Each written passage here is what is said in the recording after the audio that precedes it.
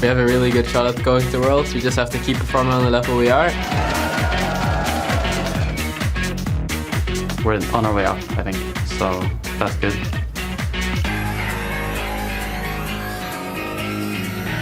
Definitely need to pick up a lot of wins if we want to stay out of relegations.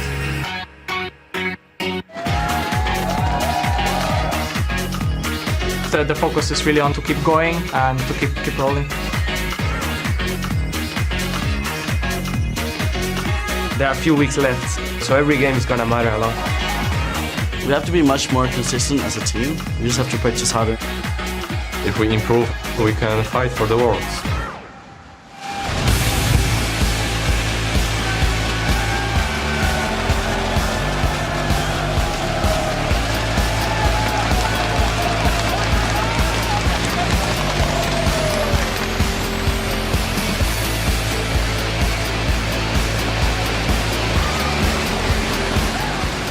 Hello, ladies and gentlemen, and welcome back to Week 8 of the European LCS, coming to you live from Cologne, Germany.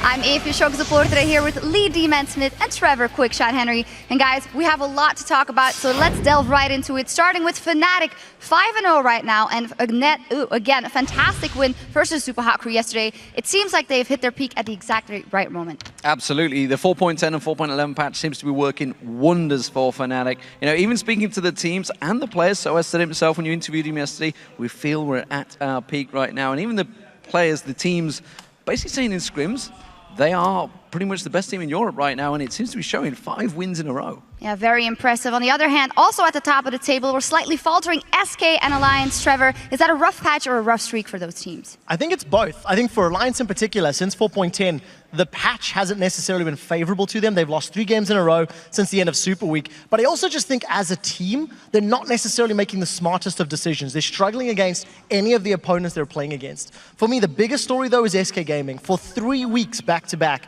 they've picked up win-loss, win-loss, win-loss. And we're not seeing the ability to dig deep. We're not seeing the ability to stall games out from mid to late. And if SK don't change things, they're going to topple further down the table. Yeah, they are struggling. And another team that's struggling is Gambit Gaming. And Lee, well, the 2 members that have come in there since yesterday, Lulux and Kubon, actually did pretty well. And it was the old school players that seem to be struggling just a bit. Yeah, down that bottom lane, Genja and Edward were having a torrid time yesterday. They're the old guard, but it just didn't work out well for them. Whereas the new guys, as you mentioned, in the top lane, Kubon and Lolex combined got themselves the first kill for Gambit, and it was a fantastic, well-worked play. But unfortunately, as that bottom lane had lost, they were so far behind they could do nothing. Just very quickly, I want to throw some food for thoughts in there. We heard that Genja is not really talking in terms of the team communication. We believe that Gambit is now speaking English as their main language. So with that in mind, part of the reason that maybe Genja and Edward may have been struggling is that lack of communication, that lack of speaking ability that can come with the rest of the team. We need to see more games from them, but they definitely have to get their heads into the game, because level 1, level 2, you can't just blind face check people and think you can get away with it. Yeah, we'll see what they do today, of course. And another big trend coming in is Gragas. He was picked 3 games out of 4 and 2 wins on the board yesterday. Yes, Soaz definitely played the best. He absolutely dominated in the top lane with that Gragas against the Dr. Mundo. Showed how it was meant to be played. It's finally picked up in Europe, where other regions have been playing. But I also think the mid lane is also very interesting. A lot of bans being focused for there, and we're seeing Fizz and Syndra coming into popularity for all of the European mids. So definitely going to have to look at both Gragas and the mid lane picks for today's games. Yeah, and you could say, I mean, you talk about Soaz, Fnatic, maybe everything's combining that Soaz is suddenly having a good time in that top lane. He said he's enjoying it now. This patch is suiting him. Suddenly Fnatic are winning.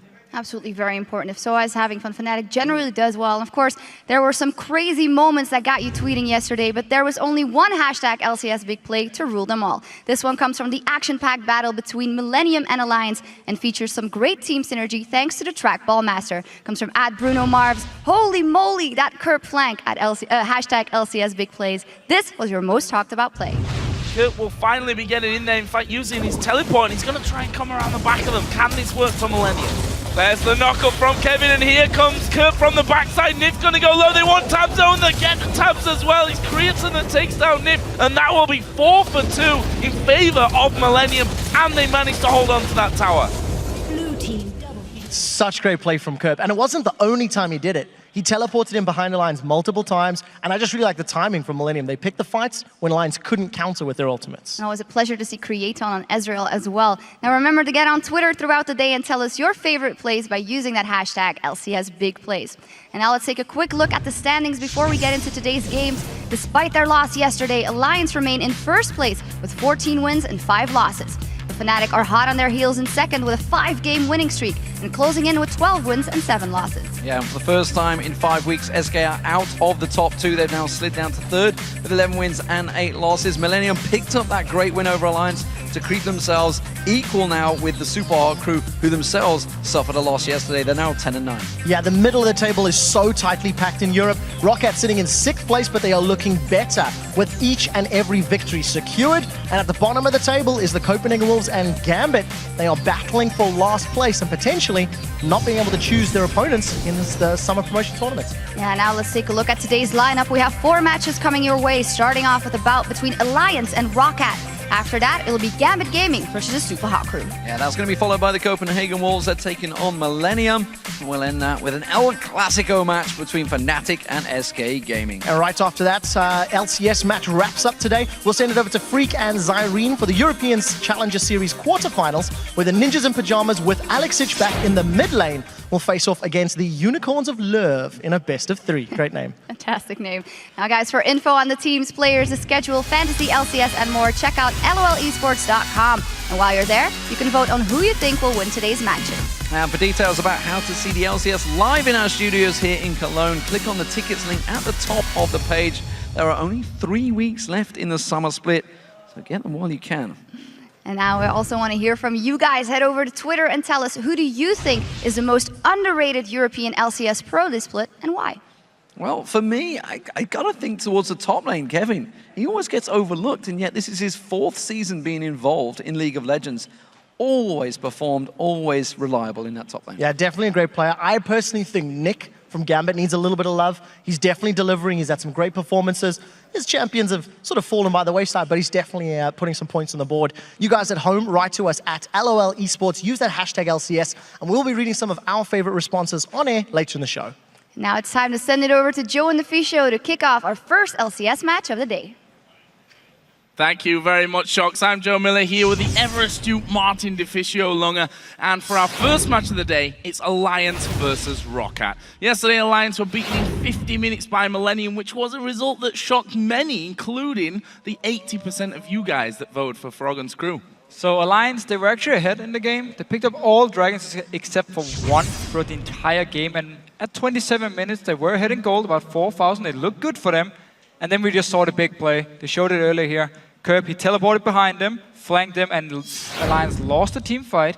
And in general, in this game here, Alliance, they looked uncoordinated in the team fights, and we often saw some individual mistakes, which really cost them the game. I also want to talk about Tabs here, because he's been really consistent in the summer split, but yesterday we saw him get caught out of position, making a little bit of daring moves, similar to what happened to him in the early spring split. Very true. I mean, it was a bad game by Tabs. I mean, he picked up some kills, but team fight-wise, he made some very wrong decisions. He played Lucian, and we often saw him actually dash in the middle of the fight, get picked up by Millennium, just instantly killed, and he did nothing there on. And it's just a big issue. He could have stayed back. Nothing we normally see from Tabs. I don't think he's going to do it today. I think he's really going to step up the game. And I still think for Alliance as a team, it's healthy for them to lose some games now before the playoffs so they can fix these mistakes, come very strong into the playoffs. So on the other side then, ROC also picked up a great victory, taking down another top-of-the-table team with that victory yesterday over SK Gaming. And we had a few new picks actually from ROC. We have Sasos in the top lane with Gragas, and we had Overpower and Fizz. And they ran this double teleport, and then simply focused on split pushing until they were strong enough to either teamfight or just beat SK Gaming in these one-on-ones in the split push. And Overpower himself, he picked up a few early kills on Fizz, and once he got the Void Staff, he just destroyed Freddy on Yorick in these one-on-ones, and he gave full control to Rocket on the map. They took it, and then from there on they started team fighting as well and just destroyed SK Gaming. And Rocket as a team, they actually look happy. They look more confident. So I expect them to keep playing really well, and if they can beat Alliance now, then they're definitely back.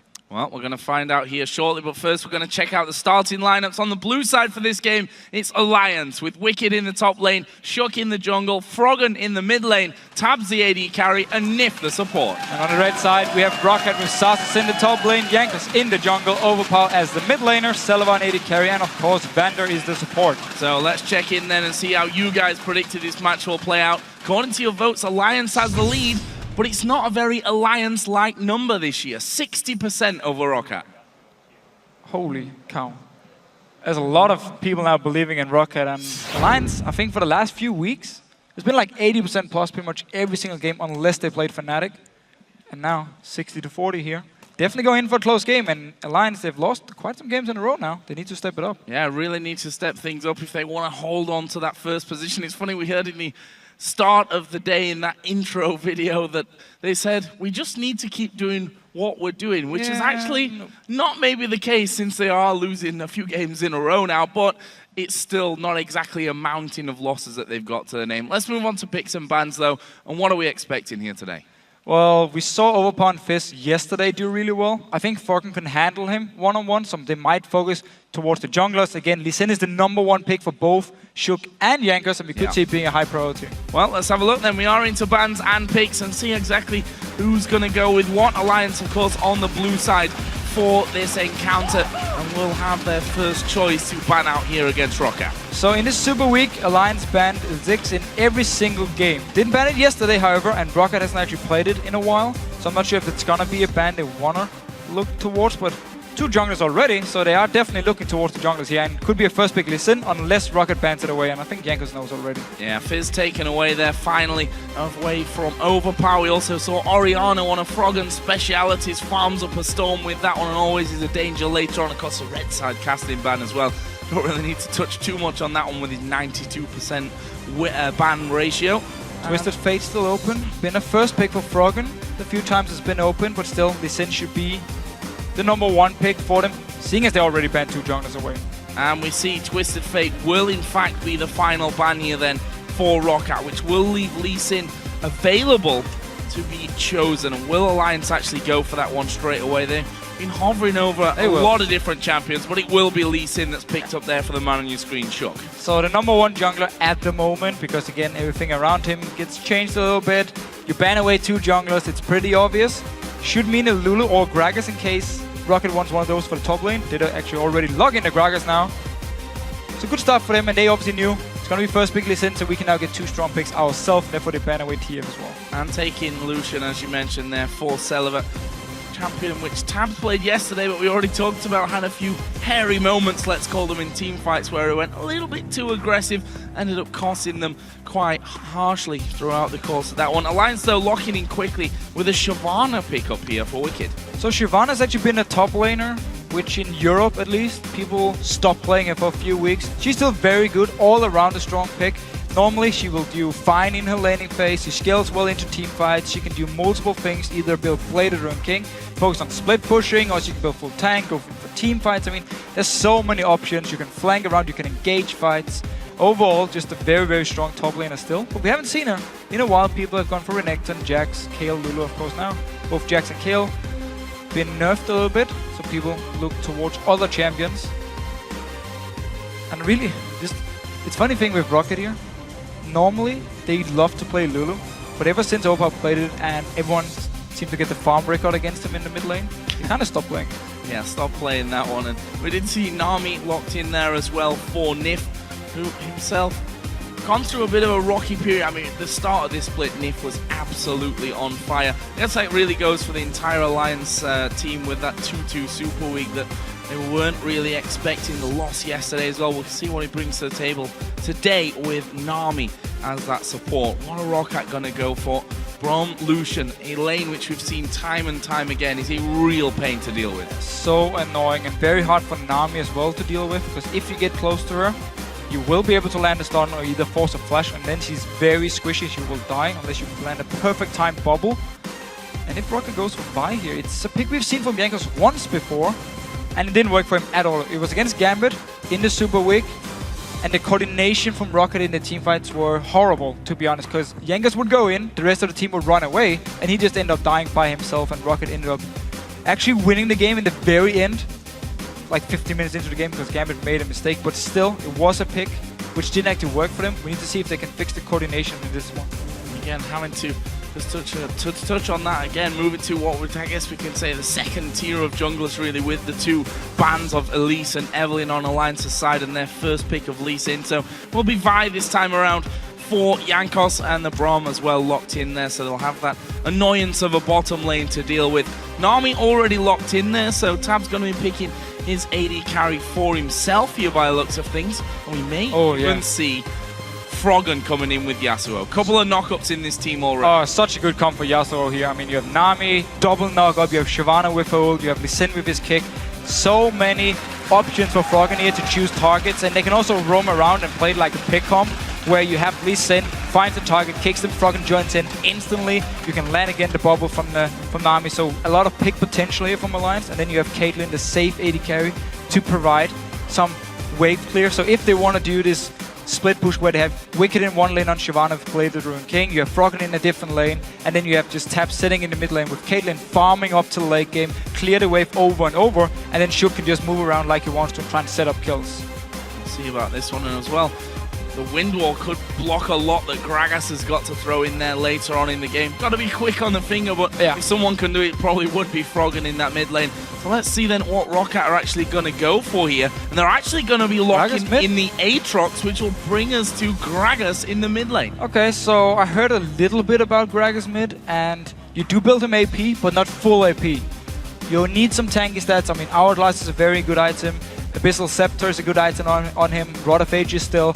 You need some tankiness on this Gragas in the mid lane, also some AP, because again, you have to get in the middle of teamfights. You have to get into the face of people with your E, with your W, to actually deal your full amount of damage. So if you're too squishy, you'll just die instantly. So we might see some tanky AP Gragas in this mid lane, which could mean for Rocket going into the late game, they will lack damage, because Aatrox, he falls off when it comes to damage late game. Lucian is a good AD carry late, but it's going to be hard for him to be the only guy to actually kill people. So late game wise, I kind of fear for the damage on Rocket's side here, where of course Alliance, you have Yasuo, you have Caitlyn, two champions who scales well into late game, and you have the Shyvana to be the super tank as well. And maybe Lucian not exactly safe when you've got those mobile champions over on the Alliance team. We'll be finding out here, but who you guys think came out ahead in Champion Select? Tweet at LOL Esports with hashtag AllWin or hashtag ROCWin, and we'll see if these lineups manage to change your mind somewhat. 60-40 was the vote from LOLesports.com in favor of Alliance, but definitely a lot less in terms of percentage of what we've been seeing you guys voting for when it comes to Alliance games in the past. And from talking with Alliance just before the game here, one of their reasons behind them losing, according to themselves, is they didn't really adjust well enough to 4.10 and now 4.11. And they were looking what other teams were playing and tried to copy it instead of finding their own things. And it didn't work for them at all. And they didn't really know which tactic to use. This time here, with this comp, they have a different options. They can be pick comp, they can be split pushing. We need to see which one they decide to use. Well, we're going to find out because we're headed into game for our first matchup of the day as Alliance take on Roccat. We're going to see how this mid lane Gragas does against Froggen's Yasuo in the mid lane. We've seen Froggen bring in some terrifying Yasuo play to the mid lane in previous weeks.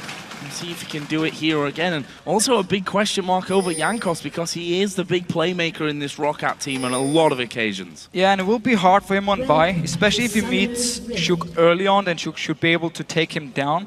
And normally you really want to get level 6 on Vi before you start ganking around.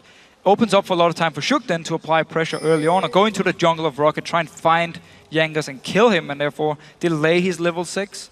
So a lot of options for Alliance here, and also some decent enough lanes. I mean, Aatrox is a very strong laner. There could be some issues for Wicked up in his top lane, but then Shook can come up and help him. And this mid lane matchup, I'm actually not sure who has the advantage. Normally, Gragas top lane at least is very strong against melee champions, because you want to get in and smack them in the head with your W. But Froggen can just dance around, and of course we have to say 4.11, Yasuo was slightly changed in the early game. His E only stacks up to 2 now, and only gives 50% bonus damage. So you can only dash forward one, and then the second time, and therefore you already get the 50% bonus damage. You won't get more. You can still dash around all you want, but this doesn't give you anything extra. So it's a bit of a nerf to his early game, but late game wise, it should do any difference. And we are going to see standard lanes here with the 2v2 down in bottom. That's Caitlyn, Nami versus Lucian Braum. And what are the important things to note in this lane? We said it before that Lucian Braum is always going to be a very hard lane to go up against, if nothing else other than Lucian's passive, which gives him the easier stun option. Yeah, exactly. The fact you can just land auto tag and a Q from Braum, you get 2 stacks, and then you get the double tap from Lucian, and you already have your stun. Makes it very hard to play against. However, I normally don't like Braum too much against supports who can actually sustain, because his poke is just a Q back and forth here. Tap needs to be careful though, taking some damage early on. But we see the poke from Braum, it's just using the Q. It's pretty much only poke he has. Therefore, sustain from this should be able to keep both him and Taps very healthy. Nif actually giving out a good bit of harassment there onto Vander and onto Celever as well. So playing this bottom lane fairly aggressive, something that if we think back to the spring split, ROC did so well. Vander and Celever was such an instrumental combo in how well they did in that spring split, as we see Froggen already getting the level advantage over Overpower in the early stages. Just dashing back and forth here, landing the Q as well. Some more damage. Overpower will have to farm on the tower now and get his level 2, which is of course is a bit hard for him to pick up all the CS, and Froggen staying around to try and be annoying, because Jankos is still on his blue buff, so Froggen knows he has some time where he can stay up here without any wards until the junglers have done both buffs. Normally you say around 3 minutes and 15 seconds is where both buffs have been done by the junglers, and they can now start ganking. Well, we can see that Shook is well on time for that 3:15, already doing his red buff up on the top Jankos side fast, of the though. map. Yeah, Jankar's pretty fast himself, and we'll see at what point he decides to come out of the jungle. He may be called into action, because we're expecting that Shook is going to be putting pressure down in the early stages of the game, where Lee Sin really does excel, as we see already Froggen once again going aggressive onto Overpower, and Shook's going to come into the enemy jungle. Can he actually get in there for the Wraith? He can't, but he's going to have a good go at Jankos here. That's a lot of damage coming in. Jankos falling low, and now Overpower being hit on by Froggen as well. Overpower only got about a quarter of his health remaining, but not going all in. We talked about this, how early on Shook can go into the jungle of Rocket, try and find Jankos and get him very low, force a flash, maybe even try and kill him, and therefore delay this whole level 6 from Vi. It's a very aggressive play. You see him again, he's just staying in the jungle, double buff and everything, very healthy. Jankos starting to go, so he needs to be careful. Oh, Shook coming around once again. Q actually connecting, but Jankos has already vault breaking himself closer off to his own tower, and will be feeling more confident. However, he is going to be forced to recall there, and that's early advantage here for Shook, who's pretty much dominating that top side of Rockat's jungle now. And you have to question the fact that Rocket didn't actually ban Lee Sin. Vander going in though, just poking back and forth here, but Rocket, they banned Twisted Fate instead of Lee Sin, even though they already knew there was 2 jungle bans from the side of Alliance, so they knew what the first pick was going to be from Alliance. Must mean they really respected Twisted Fate from Froggen here, because this matchup, Vi against Lee Sin, is not good for Vi, and we see it already here. Yang is forced to go back. That's the problem that you have with these superstar mid laners like Froggen, that even though you respect 1, 2, or maybe 3 champions to ban away, as was the case here, he still has champions to bring out that can be terrifying if things get going, and currently he's holding a very healthy CS lead over his opposite number. This top lane been fairly quiet up until now. Wicked and Zaz just had a bit of a trade, and CS fairly even there as well. Just farming back and forth, both of them. Often in Europe at least we see Aatrox go Blade of the Ruined King as first item. Shyvana normally would go a Sunfire Cape as first and then go into some offensive item, unless Wicked wants to build full tank and try and focus on team fighting. But he does have the option to build Blade and be split pushing, and then you have Froggen doing the same thing in a different lane like we talked about in Champ Select. Let's see what he decides to build. But his mid lane definitely in favor of Froggen here early on. And doing well on Yasuo. See that Overpower's started to reach forward a little bit from his own turret, missing the body slam there. Froggen just able to sidestep that one. Froggen definitely got the advantage. If you look at that CS, it is 13 the difference right now, as Froggen is going to be taking his first recall home. We already see that Overpower has double Doran's rings after being harassed out there earlier on. We'll see what Froggen comes back into lane with, a Zeal and Potion as well. And on this bottom lane, both of them just farming away, slight advantage to Tabs and Nif. Talk about how the sustain is very good against Vander here, because he can only poke with the Q or get him close and actually start hitting them with his melee attacks, but it's very, very hard to actually do. So both of them farming away fairly happy. We didn't see too much action. I mean, level 1 and then get back to farm.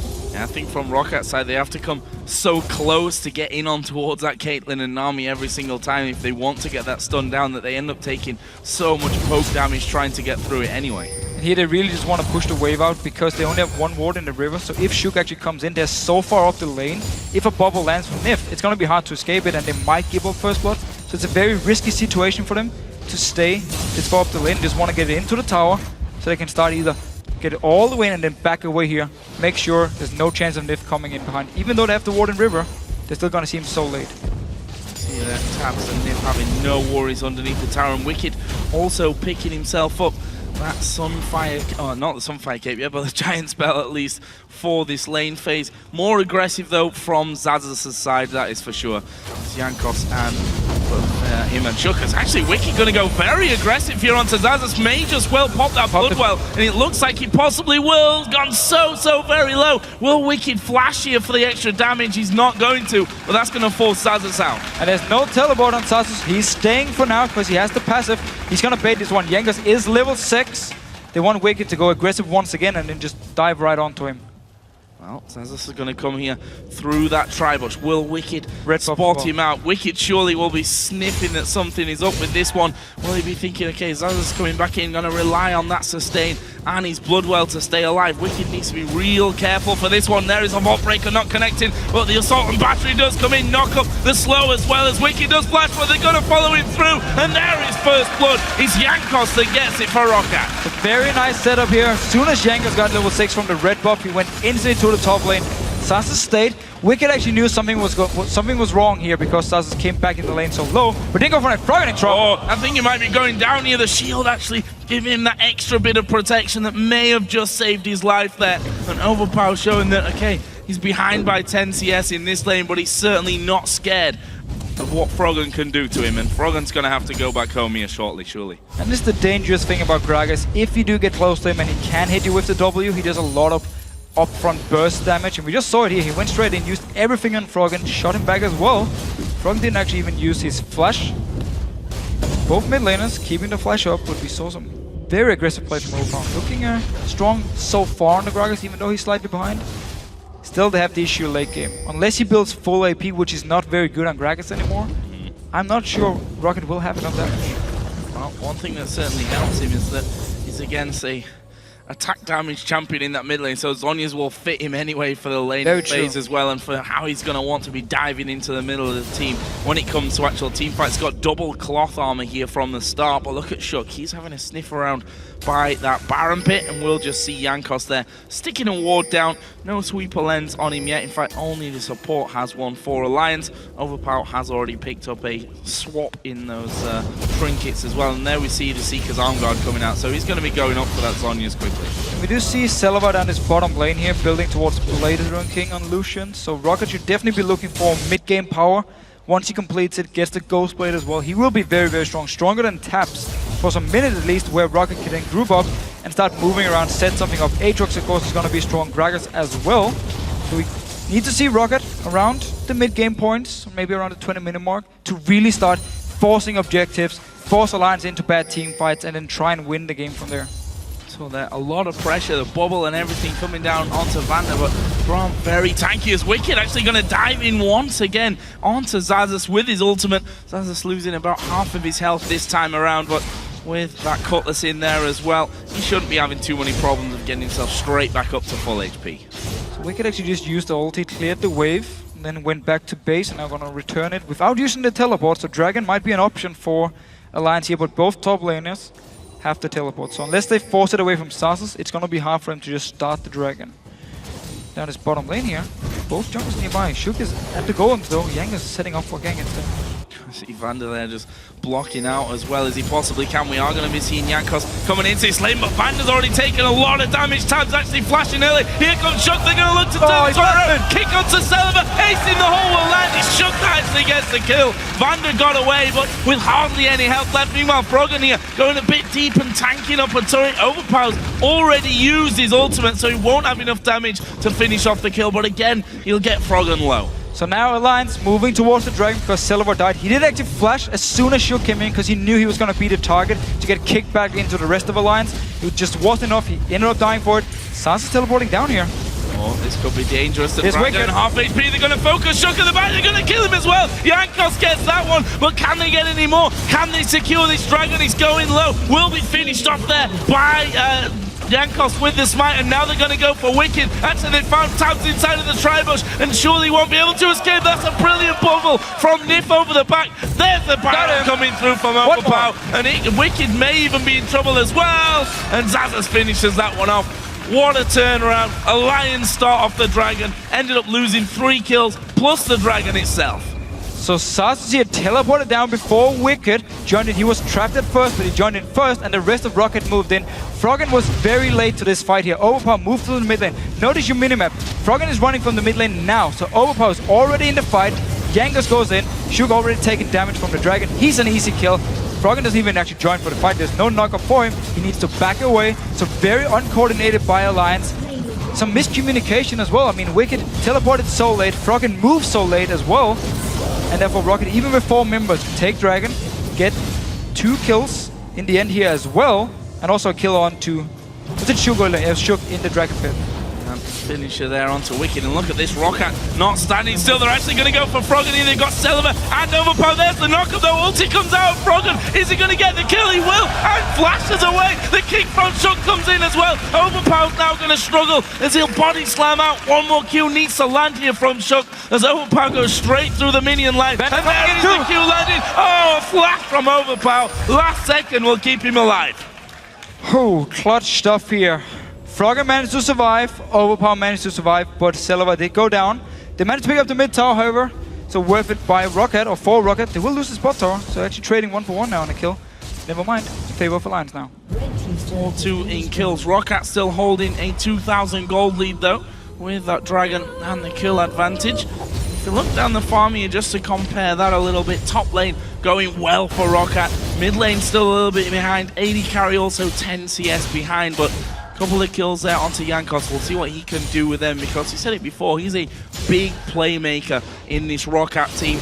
Already put down a lot of pressure onto those lanes, and really good kill there onto Tabs as well in the tri-bush to lock him up with his ultimate. After all that had happened, still had his assault and battery. Exactly, like his first few levels had some issues, but it is to be expected. But then from as soon as he hit level 6, first gank, there was a kill.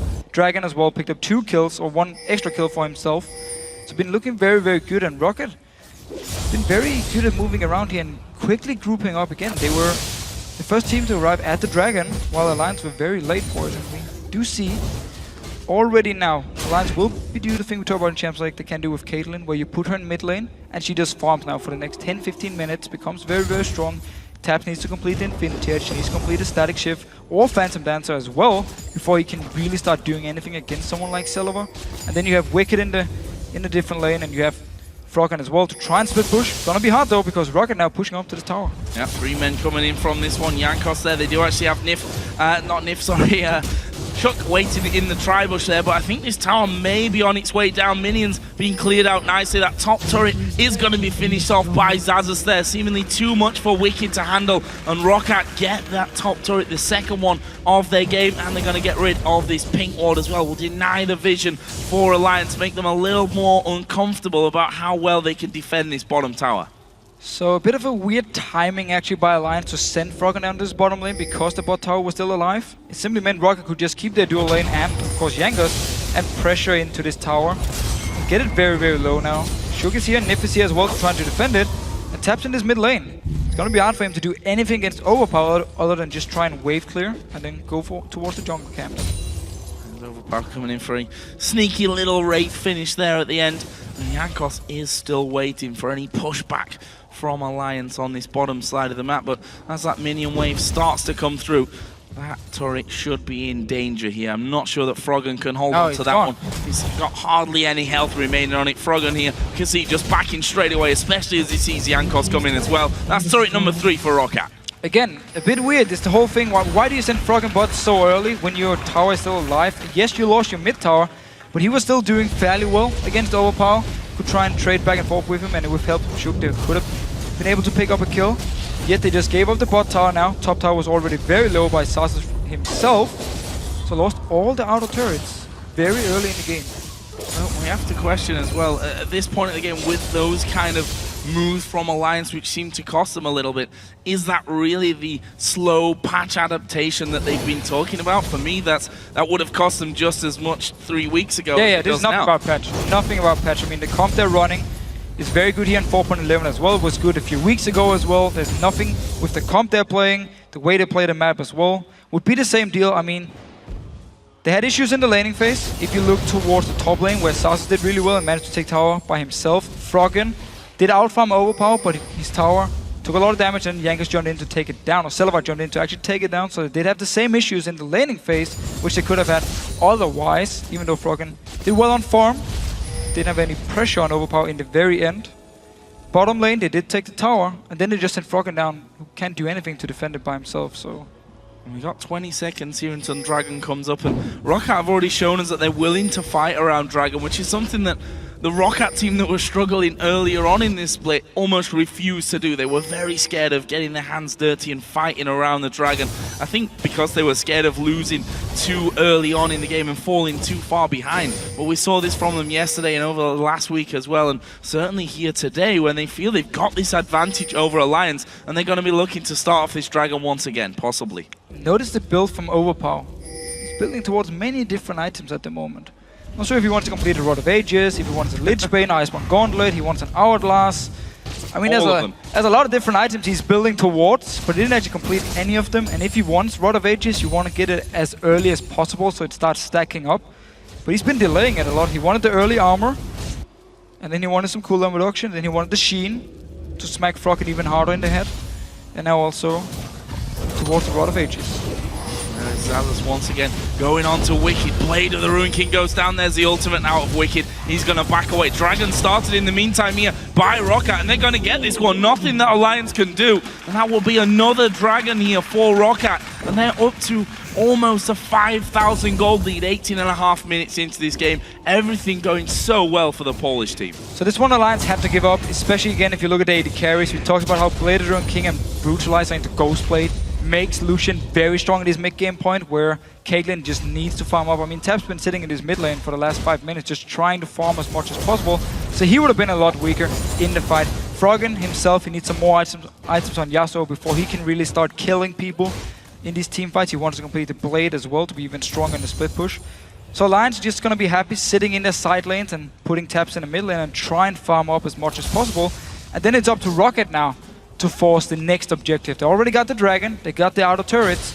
Are they going to group up 4 members and start pushing down mid lane? I don't know what exactly they want to do. Sasas in this top lane is beating Wicked one-on-one, so they can use this to apply some pressure and force multiple members from Alliance to go top and try to defend against Sasas if he pushes all the way down. We did see Alliance actually send Shook and Froggen down towards this bottom lane, see if they could catch Celevar out, but he's just frozen that wave halfway up his lane, and he's not going to be feeling in any kind of danger right now, trying to get a bit of farm back. He's fallen a decent amount behind Tabs, who, as you mentioned, has just gone between the mid lane and the Wolf camp pretty much constantly for these last 5, 6, 7 minutes.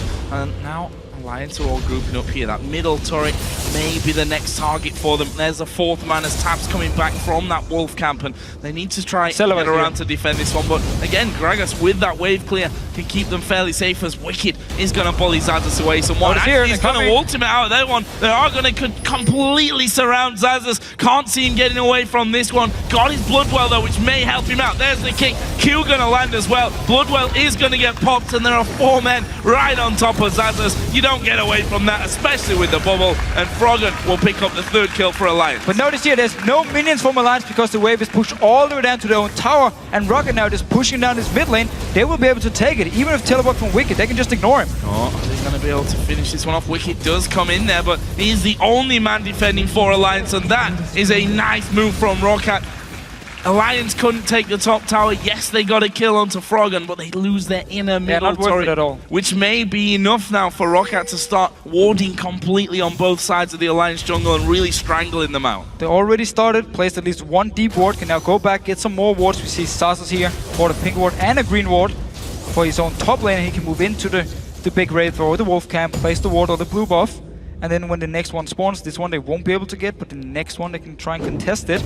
and try and strangle Alliance out of their own jungle, take everything away from them, and also delay taps from farming, because he's been farming the wolves and the raves. If you walk in, get some deep wards, and catch him farming these camps here, it's an easy kill. Froggen once again will go right back down to the bottom, seemingly going back to that plan which pretty much cost him the outer turret in the bottom lane earlier on. He does have Shook there for a little bit of backup just in case anyone goes aggressive onto him, and Shook has now come through onto that tribal chariot. Vander actually waiting around. Celeber going to come in. This may be a good bait actually for Alliance. Shook is here. Going to have a good go at them. There's a wind wall coming down. Ulti out of Vander. Overpower's going to come around the side. There's no one else there for Alliance. There's a barrel coming in, and Shook is going to go down. It's Overpower that gets that. TP came out as well from Xaxus in the top lane. They're not going to be able to catch on to Froggen, but again, Alliance thinking they've baited ROC into a fight where actually they've just baited themselves to a death. They can take top tower. Tap's already pushing it in here. A lot of members from Rocket moved to this bottom side to actually kill Shook, and now Alliance pushing onto this top tower. Rocket is coming. They want to fight. Well, Jankos is going to go in there alone here from the start, try and hold on to it. Too. Half HP still left on that tower, so they're actually going to keep a hold of that one. And look at this, moving in now to really push Alliance back out of the way. Assault and battery is available. Xaxus going to come from the side. They've caught out Nip, who's going to get stunned here in just a second, and that will be the kill. He was a sacrificial lamb there for Alliance, so the other two men could get back. So actually thought the top tower was a lot lower, therefore for the Alliance to take it, but very good move by Rocket. Came up there, multiple members, stopped them from even hitting the tower, forced them away, picked up a kill. Now Celeber all alone down this bottom lane against Froggen. We'll just pick up some nice farm, and next time he goes back, should be able to complete his ghost play. Not sure that Froggen really wants to attack him underneath the tower there either. If he gets a perfect combo off, maybe actually running Elixir here as well is Froggen. That extra spike. I'm not sure how much that's going to give him. Up to 208 CS for him. Does have that Shiv, of course, from early. Going Blade of the Ruin King second. And Alliance side here. A lot of physical damage with both Yasuo, with Caitlyn. And the damage from, or the magic damage from Shyvana late game won't be something that's Rocket really going to bother anything about. So they are stacking a lot of armor here early, which of course will be in favor of them when it comes to late game points. But Alliance can do the same thing, get some defensive items and make it very hard for Rocket to kill them. So we might get some very long, drawn-out teamfights in the late game, because Rocket will stack a lot of armor, and because Alliance, or because Rocket with the comp itself, late game simply won't have a lot of damage, so they need a lot of time in the fights as well. So we have to see how it's gonna work in these fights here. Yasuo, of course, is one of the best champions against a lot of armor. We actually see him going towards Xaxus here. Oh, his Bloodwell just came up there during that fight, and that will surely be popped here in just a second. Froggen chasing him down that mid lane. McGregor's coming in. Can he get the barrel off quick enough? There's the ace in the hole, and that was blocked by Overpower. And Xaxus, what looked like sure death with no passive, he comes back up and he's able to just saunter on out in safety. The Hurricane from Froggen just missed him, and he walked away without his passive being popped. Rocket staying around here. Dragon is alive, but a lot of members from Alliance are going for Nif. Oh, they're going to go straight towards Nif. They're coming out. Overpower gets that one. Wicked's in the middle of them, but he might be in danger as well. They've turned towards Shock. He will go down to Celeber. Now tapped on his own on the top side along with Wicked. Wicked gets stunned up. He's going to flash actually nicely into that raid camp, but he's taking a lot of damage, and Celeber follows through with a flash, the heal for the speed boost, and gets another kill. Alliance shouldn't be teamfighting at this point here. Rocket are so strong in the mid game. I mean, Celeber, Blade of the Ruin King, Ghost Blade, he destroys people. Jankos does a lot of damage as well. They're starting Baron now. You have early armor items. Because Rocket are so far ahead in gold, there's no way for Alliance to win a straight up team fight. So I have no idea why they even moved towards Rocket. I mean, if we look there, you see two Randuins, Morel and Nomicon, going to pretty much take Nif out of the equation in there as well. And that Baron, you see, going very, very quickly in favor of Rocket. And they are looking like a completely different team these last couple of weeks. Picking up wins left and right, having full control here over Alliance, who are now doing Dragon and maybe need to be careful. There is Jankos coming in, but it was actually Shook that got it. I got a bit overexcited for that one. Shook quick enough on the smite this time. Yeah, smite from Jankos was used on Baron. Didn't have it for the Dragon here, and Alliance at least pick up the first Dragon of the game for them, get some gold. They're still just looking to farm up and go late game, because they don't stand a chance against Rocket at the moment. Every single member is just stronger in this mid game point. And now with Baron buff, Rocket can farm up these waves, push the side lanes, go back to base, shop, and then just start grouping up and move down. They might even be able to just dive straight onto Alliance. Let's have a look down some items then. While ROC do in fact push out those side lanes. Ghostblade, Blade of the Ruin King on Celeber, who picked up a great couple of kills in that last fight. We talked earlier about Overpower, who was building in about 3, 4, 5, 6 different directions. Went with the Rod of Aegis, then the Morellonomicon. He's now got a Sheen and that Seeker's Arm Guard, so we'll see what comes up next from his side of that. And we can see there the Dragon totals between these two teams. Way behind a ROC in the grand scheme, but this game they've had such great control.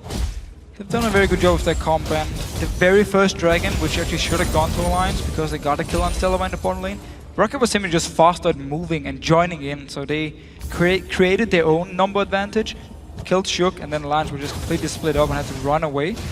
Now they cannot finally take this blue buff because they moved into the jungle of Alliance, placed all the wards they need, take away the buff, take away the camps, and just deny as much gold as possible from Alliance here. Yeah, the start of the strangulation possibly here of Alliance, and we see here Jankos waiting over the wall. Didn't realize, I don't think, that Froggen was actually there at the side of him. Possibly even better for Froggen was that news, because there were 3 of them were there. Overpower was just off to the side, and we see Xaxus is pushing out this bottom lane as well. There's a bubble coming to Vander, but they can't really follow up with any damage on that. Overpower now joining the fight. We'll see if Alliance can hold on to this tower. They've sent Wicked down bottom. Both top laners now in the bottom lane have teleport as well if they need it. So they can join in here, but it's Rocket being aggressive, pushing down the wave every single time. Mid lane, however, they need to go back in and push it out, and then go back to this mid lane.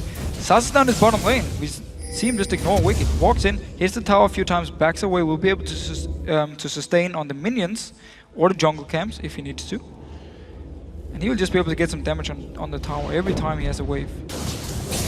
Rocket still waiting it out with 4 men on the top side of the map, and Alliance have no chance other than to just sit here and hope that they can push these waves out as quickly as possible and stop ROC from actually getting in. We see that bit of tanking going to be needed from Jankos. That's a big hit from Tabs, actually getting a big crit on towards Celeber, which sent him packing a little bit. But Froggen now, if he shows himself somewhere else, that might be the chance to take that inner turret. Yeah, or just go straight for the dive if they want to. I mean, Nif is an easy target. Tabs, of course, can net away, but still, there's so much damage in this mid-game point for Rocket. If they log onto a squishy target, they will be able to get a kill very fast. So we have a slight pause coming out here. Actually was Overpower that initiated that one, so we'll see exactly what the problem seems to be on that front. But let's take a look then at where we are in this game. We see that ROC nicely ahead overall. 8,200 gold, 4-1 up in turrets, 9-3 up in kills. And those kills in very good place as well. 2 on the AD carry, 3 for Overpower in the mid lane. And I think it's a good time to talk about Overpower, because we were wondering how strong this mid lane Gragas was going to be. We've been seeing top lane Gragas over and over and over again. But this mid lane Gragas has worked out nicely for Overpower. So this is probably the first time I've seen Morellonomicon on mid lane, or on Gragas here in the newer patches, because normally, again, people will build some defensive items, where Morellonomicon obviously does not offer you anything defensive. So it's the first time I've seen it, but he's just playing, he's using the fact he was so strong. Even though he fell behind in CS to Froggen, he could actually duel him and kept going towards the kill. So he got very strong, kept building for a lot of AP just to be even stronger now in his mid-game points. Even though he doesn't scale as well as the old Gragas when it comes to his abilities, he can still be very strong now because he's built all this AP. But it will be risky for him late game, where he will be very squishy. And someone like Tabs, we see him already in Vintage Static Shift. Once he completes a few more items, he will be able to take him down very fast. Yeah, protection probably going to have to come out next time around with the Zhonya's or what have you for Overpower. Look at Celeber as well, because he's got now that last Whisper finished off. Just a step ahead of Tabs really on finishing off those items, thanks to the gold lead that ROC have over Alliance. And this game is the reason the European AD carries on Lucian likes to build Blade of the Ruin King and Ghostblade. If you look at the other regions, you actually often see just Infinity Edge every single time as first item, especially in Korea. They don't build this at all. But they like, the European AD carries, they like to go Blade of the Ruin King and just focus on this mid-game power spike you get. And it's a thing Rocket has been doing. I mean, as soon as it was completed, they just started looking for fights, looking for kills, looking for objectives, and they got them every time because they were so strong. And because Alliance, for some reason, walked straight into them, I was like, okay, we'll team fight you. Oh, never mind, we lost. And it's funny because we looked at other teams before and we said they've got a fine team comp, but they're fighting at the wrong times. And it seems like Alliance have done almost that in this game, getting dragged in a couple of times there to that Dragon Pit. We'll see if they can actually change things around. They're on the back foot now, of course, with Rocket having Baron buff on and just being, quite frankly, so far ahead of things. They've set up that split push, Xaxus down in the bottom lane with Wicked trying to hold on to him. And you mentioned about Wicked, the fact that the Shyvanas here in Europe generally will go into that Sunfire Cape and then maybe off onto Blade of the Ruin King. This time around, full tank build though. Randuin is his second item. So normally when you talk with the top laners here, they will only go Blade of the Ruin King if they feel like they can do anything in a split push. Otherwise they'll just build full tank and stay on farmer lane with teleport, then teleport in and flank around in a team fight and just be very, very tanky. The issue is, if you build full tank on Shyvana, you won't be able to hold someone like Aatrox because he has Blade, so he will take you down very fast in the start with the 8% of your current health on hit with the Blade, and at the same time, every time the minion wave comes towards him, he'll just heal back up whatever damage he took before, and he can keep doing it again and again. So Wicked won't be able to hold him in these one-on-ones, and they have to send someone down to help him, otherwise they will lose a tower. And Alliance at the moment are just trying to buy time. Only issue for Rocket, while Gragas is good at sieging, he's still a melee champion, so he needs to move in and smack the tower. He can't do it because Alliance is standing there defending, so they only have Celavar to actually hit the tower. So how do they hold on to this in the grand scheme of your Alliance? We talk always about wave clear and how your composition is able to hold on to turrets. And if you look down that Alliance team, the only real safe wave clear, I guess we can call it, is the Piltover Peacemaker out of Caitlyn. And then you look at Pacemaker, that's a pretty cool. Bad for your heart sometimes, or good for your heart in others, I suppose. But for Rocket, you know, the likes of these barrels that are gonna be hurting means it's hard for you to stick to a tower. If Celavar pops his Cullen, you can't stick onto that turret against an AD carry that's going up to 3-4 items. And it's what Rocket is doing at the moment. They are standing 4 members up in the top side and just try and poke away into Alliance. If they manage to get some poke on someone like Taps and force him away from the tower, they can just move straight in and take it. I mean, they need 1 member from Alliance to back away. They can either dive or just brute force onto the tower, take it down, even though only Celavar is a ranged champion. They can still, as soon as there's not 4 members from Alliance to fight them on the tower, they should be able to take it. So they're basically waiting for Alliance to make their move, or for Rocket to land some good poke, force someone back. I mean, Nif, he's very squishy. If he moves too close to overpower, he's going to ult him back to his own team and just destroy him instantly and then move in for the tower. So Rocket definitely in the driving seat and pushing down 2 lanes. Mid lane, however, is going to actually be pushed up to them, which is an issue because they won't have any pressure then. No pressure on that mid lane. Same time though, it only needs 1 person to go over there, although that person could end up being hunted by someone like Froggen, who will definitely be able to kill off the likes of Celavar, although that Ghostblade, Blade of the Ruin King combo can often catch you out here, I think, as well, with that last Whisper added in. Let's talk about Rocket and, you know, a little bit more wider picture, because we noted before that Veggie, their coach, their analyst, has been back with this team. And it's not just a coincidence that Rocket have started really picking up their game, doing well and gaining some of that confidence back, because earlier on in the season we saw them after a victory shock sort to overpower on stage, and it looked like they were on a 10-game losing streak the way that he was looking on that one. But this is the Rocket that are looking happier and I think feeling as confident as they did in the spring split. So in the start of this split, Veggie apparently wasn't with the team. He was doing his own thing, not sure what he was doing, but he wasn't there for the first few weeks, and Rocket looked very, very bad. I mean, they lost a lot of games. Talk about how they didn't perform. They were down as the bottom team in the standings, and we were also talking about how what's going to happen with Rocket. I mean, they don't look like the team we saw last split. Some of the other players were talking about they had a good run last split. The patch really fit them. It doesn't fit them anymore, so they will no longer perform as well. Veggie came back. They always talk about how he helps them a lot. He provides a lot of insight to the game and helps them find tactics and strategies. So once he came back, it was pretty obvious. As a team, they started believing more and more. Yes, they had some long, drawn-out games. I especially remember the one in London, which was almost an hour long, which is it was the playstyle of Rocket for some weeks. Just say, win early game, and then just take every single dragon, every single baron, and just take it really easy, grind out the enemy team, get to late game, and win the game. This game, instead, though, because again they look better, they look more confident, They're playing aggressive, they have a mid-game comp, and they use it really well to apply a lot of pressure and get very far ahead.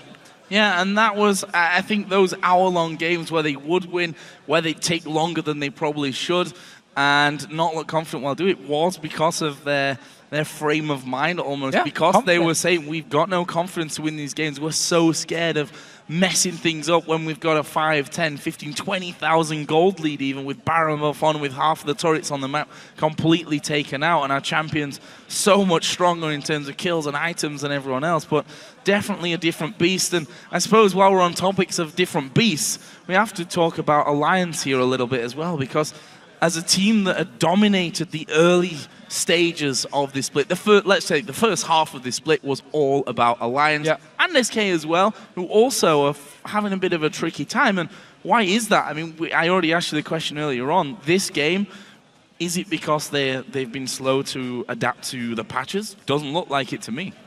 So again, from talking with Alliance themselves, they don't really have a playstyle anymore. They're trying a lot of different things. They build comps who can do multiple things, but then they don't do any of them.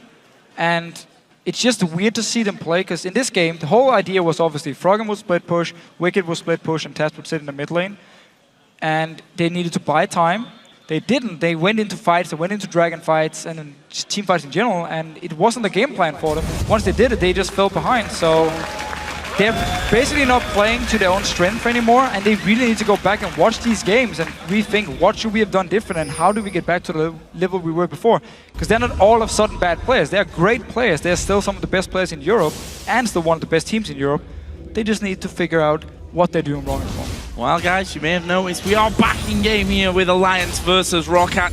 Looks like Overpower's issues were solved in this one, so we are back underway, and we'll see what ROC can do with it. They've got an 8,000 gold lead as we approach the 30-minute mark of this matchup. We can see that the Baron buff has now timed out on them, and as such, they've moved away from that split-pushing formation that they had, the 4 men up top, 1 man down bottom.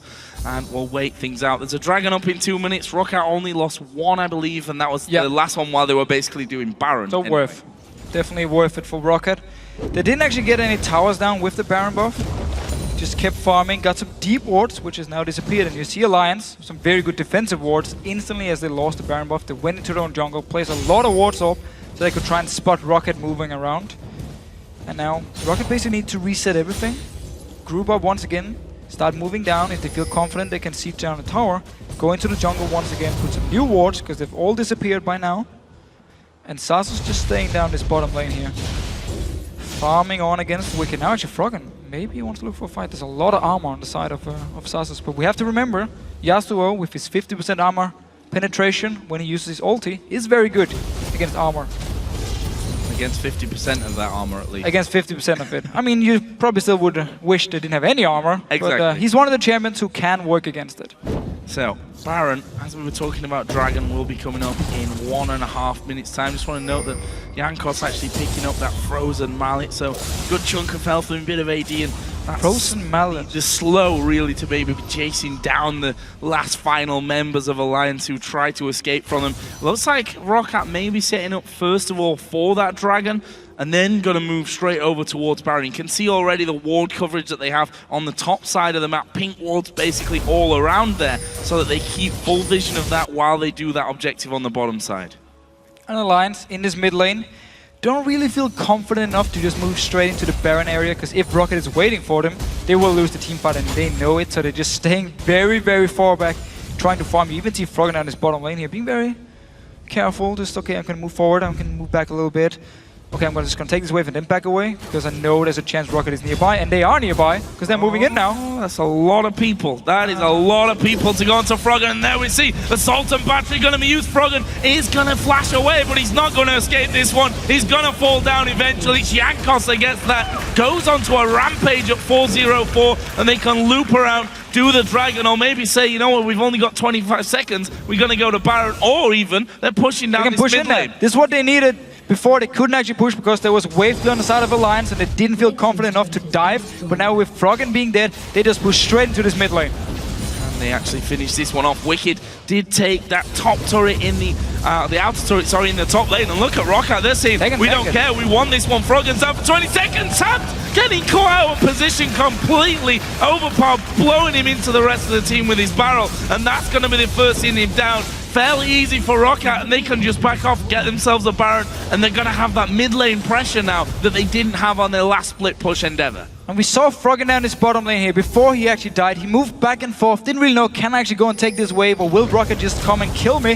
They're not done yet. Going for Wicked now. No, Wicked actually will be able to get away just before he gets stunned. You can see one more auto attack would have done that one. There's a blue buff for the taking as well, keeping everything they can away from Alliance. But Froggen is now back on the map, and he's already in this mid lane. Xaxus is at half HP. Vanda's not super healthy. They don't have tabs there, but can Alliance hold them away from this Baron long enough? Wicked going to be focused down. He's going to be finished off here, surely, and that's the tank gone for Alliance.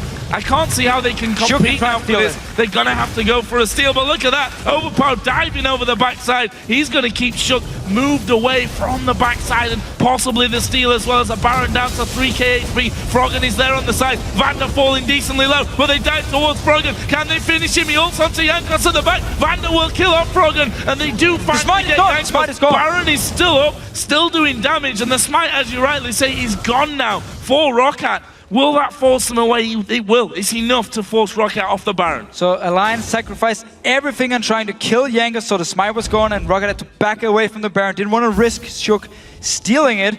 Now they are so far ahead already. You're just going to see the replay once again. Overpower actually on the other side of the Baron because he tried to force Shook away. He just moved around.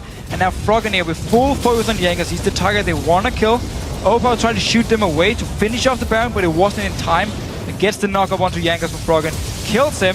Now the Smite is gone, and they have to back away because Shook is still nearby. Also landed a Q onto Overpower, so could jump in and try and smite the Baron if Roccat stayed on it. I think in the grand scheme, a wise decision from Roccat to actually back away.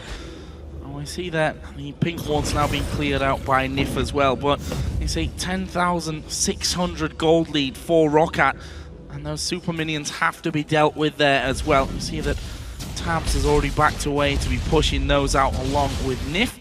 And Alliance going to go back to getting as much farm as they can here from their own jungle, including this red buff. They need to run to Baron Froggen now. They have to go up towards Baron because Roccat is already moving up, clearing the wards. Very good sweep lanes by Vander just outside the pit to spot this sneaky ward here from Alliance they placed. Now clearing everything they can. There's still a ward left. Still one ward left, so Alliance will be able to see if they actually started. Unless they move into the pit and try and bait it, and Alliance think they're on it. Well, they certainly could do, but they can see here in full vision that Roccat have set up that bit of a trap. And Alliance need to be so very careful of this one. They know that Roccat have moved forward a little bit. There's the vision of them just creeping around. So this corner brush is such an obvious target, while Overpower stands on the trap itself, which will be even more obvious to them now that this has started off. But there is the start of the Baron. It's going to go down to half very quickly. Wicked is going to TP to that pesky wall that caused them problems before, flashing straight away. But can they now hold them off? Are Alliance going to still challenge for this one? They have to. I mean, they lose this one, they're pretty much going to lose out on the game as a whole. They're still getting these walls down. Finally swept away. Double sweeping lens just to be sure there from Roccat. They start off the Baron again. Starting in, Overpower staying outside of the Baron pit to try and poke Alliance if they move in towards them. Shukin coming in with the ward. Same deal as before here. And actually going straight for Shuk. Want to try and take him down. Oh, they're going to try and stun him out here. There is the stun, and they're going to dive towards Shuk. Double kill though for Froggen, and the Baron is still alive here. This is a disaster for Roccat. What's going to happen? Xaxus gets himself popped there on his Bloodwell. Baron's still very low. There is Jankos bubbled up. Jankos goes Alliance out. Alliance get the Baron. Disaster strike for Roccat. They may even get ace here. Tabs and Nif now chasing after Vander. It's a double already for Tabs. Vander will get to safety, but Alliance have got half a minute to push up the mid. I have absolutely no idea what Roccat was doing here. Vander, he went out straight on the Shuk, used everything by himself. Everyone else from Roccat just went on different targets. I really hope we're gonna get a replay here, because Alliance now, they're definitely back in the game. And they're going to take turrets like nobody's business, shredding through them. Wicked, tanky enough to just go in there and tank them up completely. The inhibitor surely will fall as well. Overpower and Celeber are going to be coming up in 7 seconds time, but Alliance say, we've held on long enough. We've stolen the Baron, and look at that mid lane. It's now in our favor because our Inhib has really respawned as well.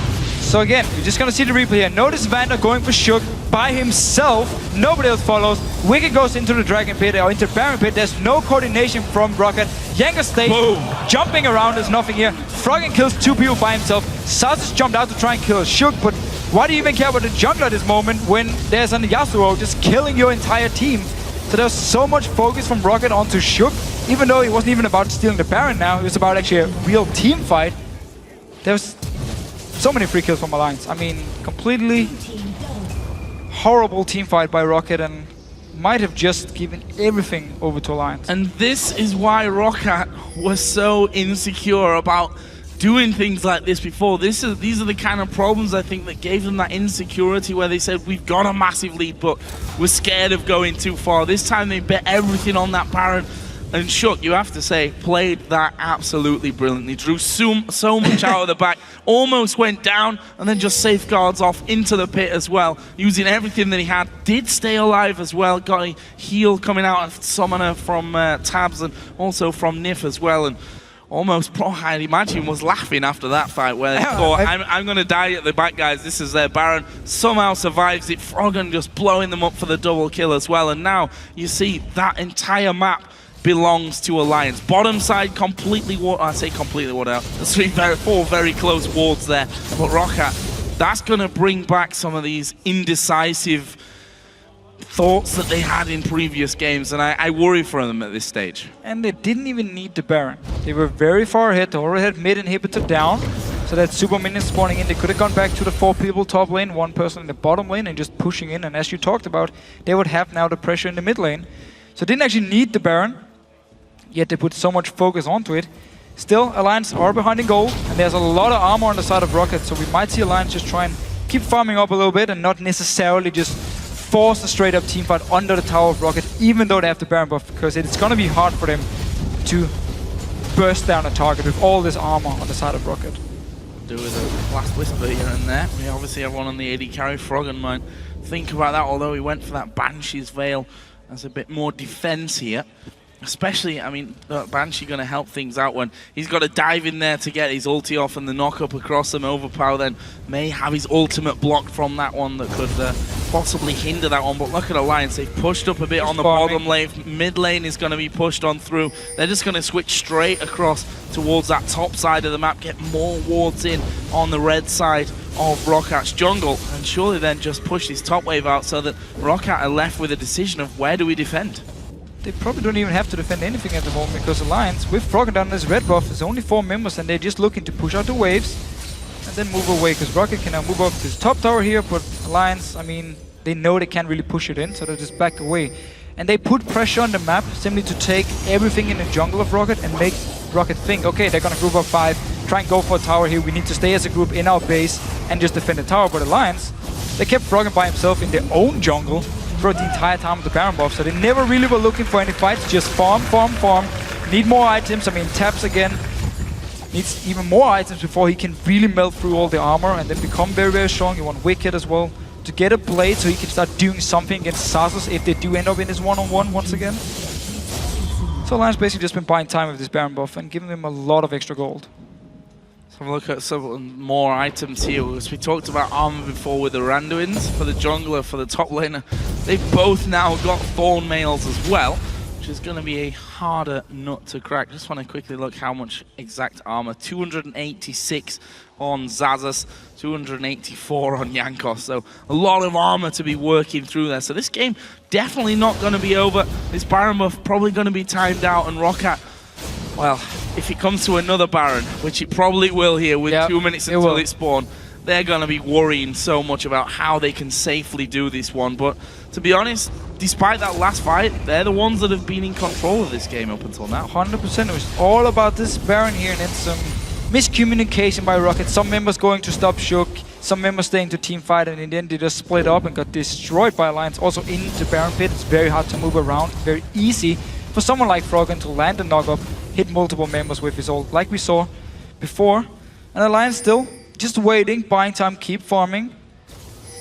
We even see some defensive items now on tops. And Nif, you're in trouble. This is real bad, but there's a flash from Nif, and that might just get him away. Meanwhile, they go for Jankos. He will flash out of things. A tidal wave went through and hit 2 or 3 more men that were trying to chase in, but Nif can think himself a little bit lucky there, having to use the flash to get away. Tidal wave will be down, but there's Baron coming up in a minute. Vander trying to zone them out as well. This opens up for Rocket to move into the Baron now, put down their own pink ward and clear everything Alliance actually put down before, because they forced Nif back and the rest of the Alliance members. So we do see them clear out the pink ward, can place their own, and now try and take control of this Dragon Pit once again, or Baron Pit once again.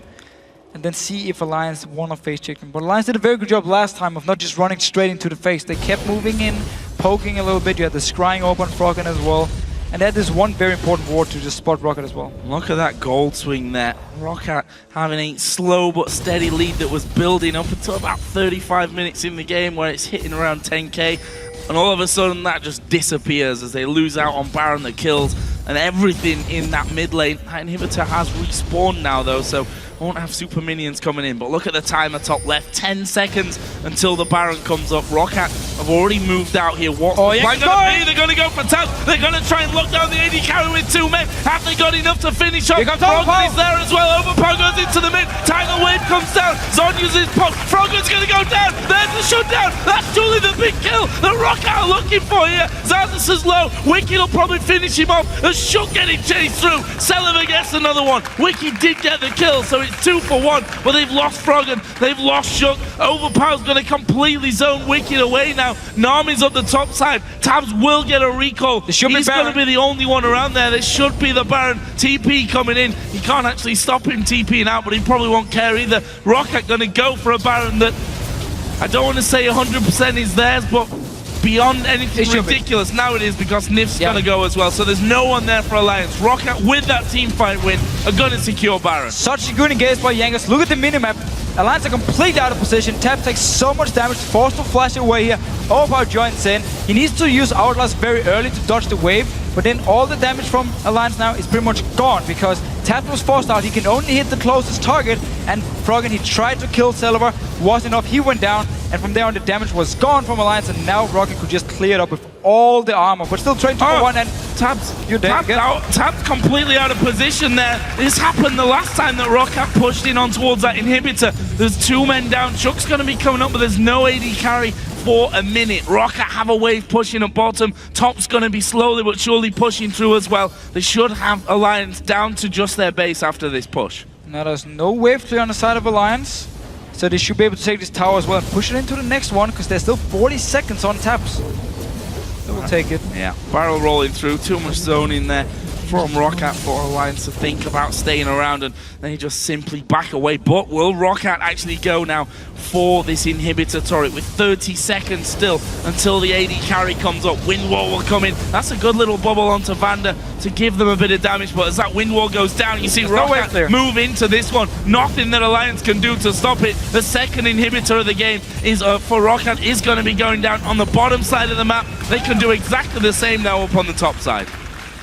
So with all the armor on the side of Rocket and so much physical damage on Alliance, Rocket actually looking very, very strong in the late game. I said in Champs like how Rocket might have issues late game with the damage because of the champions, because Gragas doesn't scale as well with AP as he used to do, but because they've been stacking so much armor, they've been doing well in these fights. And because they could catch Taps out of position, we have to say it, he was caught out of position in the mid lane. The rest of Alliance weren't even close to help him, so it was a big advantage from Rocket just as the fight started. And then they managed to take down Froggen afterwards and punish Taps once again in the mid lane, where they caught him out of position for the 2nd time in a row. And then took 2 inhibitors from it. So very good engages from Rocket. And as long as they can get to the squishy targets from Alliance, they will be able to actually force them out of the fight or take them down and then win the fight, even though they don't necessarily have too much burst damage themselves. Feel a little bad for Tabs, because as that fight started and basically Jankos just beeline for him, he was actually pretty far back, but that's the advantage of Vi. You know, if you use your flash, your Vault Breaker, and then your ultimate to get in, you cover a lot of ground. Doesn't mean that you're necessarily safe. An Alliance who are just all over the place now, and look at it, they're moving straight towards the top side now.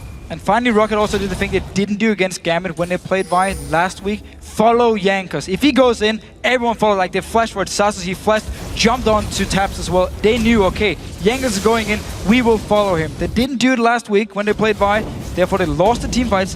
This game around, they've been doing it every single time. When Jankos went in, the rest of the team followed instantly. So one inhibitor remains here for Alliance. The super minions are going to be streaming in down the bottom lane. That's the lane that's going to be causing the most problems because they have to leave the furthest possible place to defend here on this top side of the map. We'll see if ROC can force them to send someone down there. They're going to have to. We can see that Tabs is already moving back to that one. Mid lane is also pushing in as well, and this should allow ROC to get in there and have a good go onto this turret. The super minions are already on the Nexus turrets. They're going to get one at least from this one. Alliance have sent Tabs back, but he can't stop it. There's actually, how many? 2 super minions in there. Tabs himself is actually taking a lot of damage from those super minions. Does finally clear most of those out and gets back to the top lane. Alliance, they have to just go for an engage, try and win the fight, then go back to your own base and clear the super minions, because every time they move back and forth to clear them, Rocket will push in, get a few hits on the tower, and they can keep doing it over and over.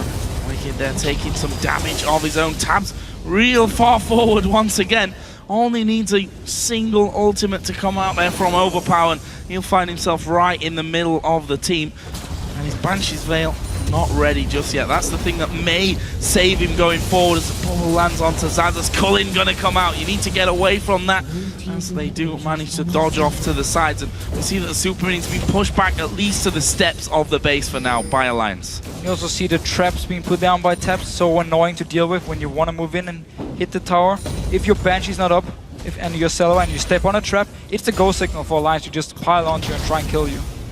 And infantry spawned here in mid as well, so Rockat just going to come straight across to this one, try and deal with it. It's Overpower took a little bit of damage there from Wicked. He's got that Blade of the Ruin King, but there's still super minions inside of the base itself, and that means the second Nexus turret is actually going to go down to half HP, which is a real problem here. Alliance holding on by just a thread in this match. Top lane is being pushed out by Overpower as well. It's all about killing Selva at the moment. If they manage to get him down, a lot of the damage from Rocket is gone, and you see him constantly try and land with Bubble onto him, land the Hurricane from Froggen, just to get this engage going where they can kill him instantly and then win the team fight. If they don't get to Selva, he will be able to destroy them. Can they do this? Can they hold on to it? That's the question. It's not just raining, it's pretty much pouring here from Alliance's side. Those super minions again will be coming in down the bottom. It is the last wave though, because that inhibitor did respawn. Mid inhib of course is already up, as well as Wicked. Gonna get caught out a little bit, but he is super tanky at this point. And Rockat just looking again for that little chance where Alliance have maybe overcommitted on one side or the other. And in the end, they decide, okay, let's back away. We've done enough damage for now. There's 1 minute and 15 till that next Baron comes up. They're all sat on over 1,200 gold. There's 1,800 gold even on some of them to spend. So, gonna be on max build here. And Rocket played it very, very safe here. Every time Alliance sent someone back to clear the super minions, Rocket didn't actually move in and try and take inhibitor or try and take a tower. They stayed back. Some Alliance now managed to hold off, got both inhibitors back now. Super minions will no longer be spawning. I feel like Rocket maybe could have been a little bit more aggressive, but they didn't want to risk getting into a bad fight and lose the game here because they've been playing so well. So played it very, very safe. Now gives Alliance actually a second chance, because Baron is going to be up in 30 seconds, where Alliance can go up and try and force or try and be part of a team fight. And if they win it, take Baron and possibly the game here. So a second chance for Alliance. Even though they have super minions running into the base, and with all the armor on Rocket, they could easily have tanked up the tower if they wanted to. I actually saw Selva sell his Ghost Blade and pick up a Trinity Force here. Yeah, it's not the best late game item, so it makes a lot of sense he actually wants to sell it. Also on the other side, Zephyr was picked up by Tabs as he sold his boots, so he's on a full 6-item build now, and we can basically forget about the gold and the items, because everyone's right up there at this stage. It's all about positioning and how these next fights, or next fight probably, there's probably only going to be one of them. We're already 52 minutes almost into this game, and look, the Baron has now respawned in. It's been a hotly contested area of the map up until now, with Alliance managing that great fight earlier to steal one Baron away. Rockat then picking up the kills to get this, well, it was the third one of the game obviously. And now the fourth one has spawned in, and we'll see who's going to get the better of that one. I think Rockat as you said, could have been a little bit more aggressive earlier on, but it's definitely about safety for them here. They've already had that scary moment once where they ended up losing the Baron and then their inhibitor in that mid lane. If you lose the Baron now, it's probably going to be your entire base and your Nexus. Yeah. Whoever loses the next team fight should also lose the game, because you're dead for such a long time. And it's actually Alliance pushing Rocket back here in their own side of the map. Very few wards around the Baron, however, no pink wards from any of the teams, so none of them can just try and sneak it with 1 or 2 members.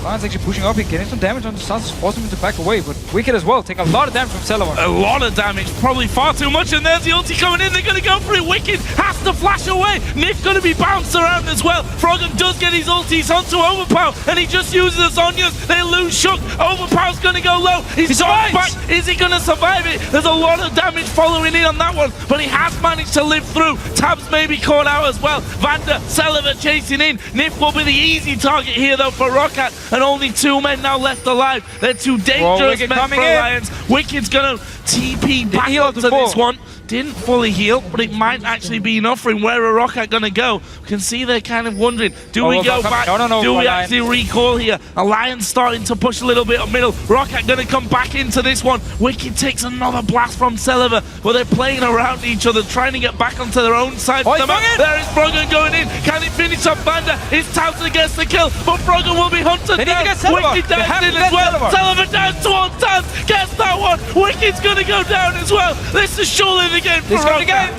Froggen, he jumps onto Vander, the support. He didn't get Celavar. It's all about Celavar. In this last fight here for Alliance, they didn't get to him. He did all the damage, and with all the armor on the rest of the members, they could just tank up Alliance over and over. They're going to finish the game. They're going to finish the game. Shook's going to come up in 7, Nif in 15, but that's not going to be anywhere near enough to stop this Roccat team blowing through their base. Jankos and Overpower can tank things up, and they're actually going to go for Shook here. It's going to put Jankos onto the fountain. Kick from Shook will get him probably back off to safety, but they don't care. They're going for the Nexus, and Roccat go 2-0 on the week. Alliance losing out once again, and what a victory. It was a hard-fought one. It took them 54 minutes. They lost a team fight, lost a Baron, lost an inhibitor, but held on in the end. Brilliant from Roccat. And this very, very last team fight was so back and forth. It was all about getting to the squishy members. We even saw Opal go in very aggressive, had to use the hourglass and managed to get away, recalled and returned into the fight. And Alliance, they stayed around, they wanted more. Lands a knock onto Vander, goes for it, and then Celavar just stays right next to him and just destroys the remaining members of Alliance and managed to win the game here. So both teams with some very, very close late game team fights. You have the one side with so much armor, you have the other side with 2 great scaling, carries into the late game, but they just couldn't deal with all the armor from Roccat, could tank it up, and they could never get to Celavar, ever. Both teams are now on bigger streaks than they were before. For Roccat, it's now a 5-game winning streak. For Alliance, though, it's a 4-game losing streak. Yeah. We talked earlier on about Fnatic maybe peaking at the right time. We may be looking at Alliance losing these games and struggling to find their form at exactly the wrong time of the season. 4.11 definitely didn't go well for them yet. Lost both games on it, lost 2 games on 4.10. They talked about how the patch, we need to figure it out still, it doesn't really favor us yet. They have to go back and prepare for next week, because if they keep playing like they're doing now, they might make a Fnatic from last split and just lose 7-8 games in a row, and all of a sudden teams will overtake them in the standings. Well, a brilliant win there for Roccat, and we're going to send things over to Shox, who's on stage with Overpower for a closer look into that game. Thank you very much, Joe. First off, again, congratulations, Overpower. Another fantastic victory for you guys coming in. Talk me through the game, and specifically through that huge focus you guys had on Baron, which brought Alliance totally back in the game when you lost that fight. Well, what we did, it was basically we just picked the early composition that can take easy dragons, and I think that's what happened. They couldn't even fight us till like 40 minutes in the game. We were close to throwing the game. And it's really sad for us, but you know, like you have such stress that you want to make the Baron, like miscalls happened, and yeah, we somehow won the game and against Alliance. Well, talk me through what we knew about you guys, that you were insecure, maybe finishing out games even where you were when you were ahead. Then that Baron moment happened, and it's very close in the end. Did that influence the way you played that endgame push? Yes, I think that some of us thought that we're going to lose this game now. But since they cannot throw it as well, we were like happy to take the game. Well, it's very good to see you smiling, because you mentioned it yourself. You were quite sad a couple of weeks ago. What is the feeling like now on a 5-0 winning streak? It feels great to be on 5-0, but it feels even better to win against SK in Alliance. It'll give us hope for the World Championship, and I think we can make it now. I think you can make it now. Well, congratulations on this one. Thank you very much. Thanks. All right, it's time for us to take a quick break, but when we come back, Gambit takes on the Super Hot crew. We'll be back in 3.5.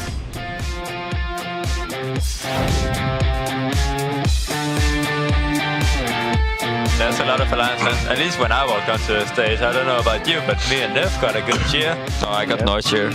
Yeah. Wow. Sad. Wow. No, they're intimidated by my muscles. Nederlig bot. Oh god, jokes. Free kill, they're finishing. I got Lucian. Lucian and Gragas in the back. I hit the one. They're on me. I hear you, I hear you. Finish it. Ajax is still in the vent. Don't finish it, do not shoot reload. I'm dead, I'm gonna die. Kill the Y. Get the Y. The Y. Finish Nash. I get the Atrox. Go mid. Beast wave, dude. Overpower goes into the mid. Tidal wave comes down. Zon uses his pop. Frogger's gonna go down. There's the shutdown. That's truly the big kill. The ROC are looking for you. Can he finish on Banda? It's Townsend against the kill, but Frogger will be hunted down. Wicked dives in as well. Sullivan down towards Towns. Gets that one. Wicked's gonna go down as well.